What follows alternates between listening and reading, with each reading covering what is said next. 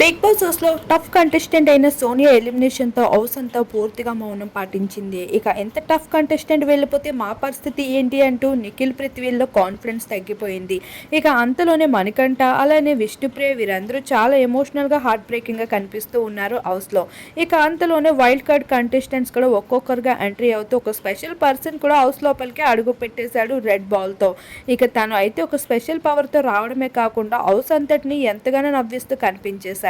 సోనియా ఎప్పుడు వెళ్ళిపోతుందా అంటూ ఎదురు చూస్తూ వచ్చినప్పటికీ సోనియాకి వైల్డ్ కార్డ్ ఎంట్రీ అయితే హౌస్ మేట్స్ దగ్గరగా పెట్టడం జరుగుతుంది. ఇక 7వ వారం హౌస్ లోపలికి వైల్డ్ కార్డ్ ద్వారా సోనియా అయితే రాబోతుంది. అయితే ఇక్కడ నిఖిల్ మాత్రం సోనియా ఎలిమినేషన్తో చాలా అంటే చాలా బాధపడుతూ కనిపిస్తున్నాడు.